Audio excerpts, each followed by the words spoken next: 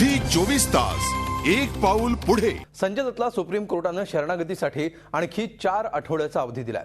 Supreme कोर्टाने संजयने मुदतवाढ याचिका दाखल केली होती। 6 महिने मुदतवाढ द्यावी अशी याचिका संजय दत्तने केली होती। अपूर्ण सिनेमांच्या शूटिंगचं कारण दाखवत मुदतवाढ मागण्यात आली होती। अनेक सिने निर्मात्यांनी जवळपास 278 कोटी रुपये गुंतवल्याचा युक्तिवाद करण्यात आला होता। कोर्टाने त्याचा हा युक्तिवाद काही प्रमाणात ग्राह्य धरून मानवीय दृष्टिकोनातून 4 आठवड्यांचा अवधी दिलाय। त्यामुळे आणखी 1 महिना संजय दत्तला जेल बाहेर मोकळ्या हवेत श्वास घेता येणार आहे। जनरल ने ये ग्राउंड रखा कि 3 एप्लीकेशंस कल खारिज हो चुकी हैं, कुछ एप्लीकेशंस और आ रही है।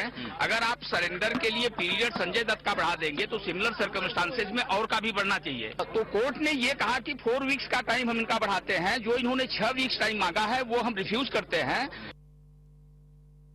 फैसला जो है 4 हफ्ते का इन्होंने एक्सटेंड किया, 6 महीने का वो टाइम मांग रहे थे, लेकिन वैसे रिव्यू मेंटेनेबल था। इसमें 142 में they can pass any order, honourable Supreme Court can pass any order, but only the review petition was maintainable.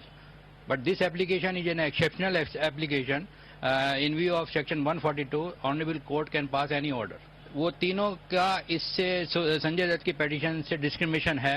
ये वाकई में उन तीनों को भी 4 हफ्ते का टाइम मिलना चाहिए था। संजय दत्तला मिळालेल्या 1 महिन्याच्या दिलाशामुळे काही निर्मात्यांनी सुटकेचा निश्वास टाकलाय, तर काहींचं कोट्यवधी रुपये बुडीत जमा होणार आहेत। संजय बाबाच्या नावावर बॉलिवूडचे एकूण 278 कोटी रुपये लागलेले आहेत। अलिबाग हा त्याचा सिनेमा येतो आहे। मिस्टर फ्रॉड हा सिनेमा सुद्धा या वर्षामध्ये रिलीज होणं अपेक्षित आहे। जान की बाजी हा एक सिनेमा आहे।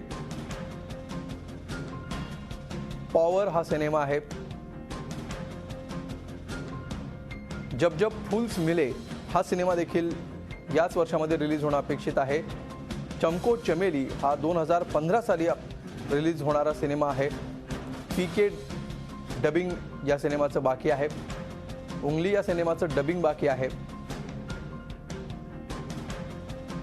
तर जंजीर या सिनेमाचं डबिंग सुद्धा बाकी आहे। झी 24 तास एक पाऊल पुढे।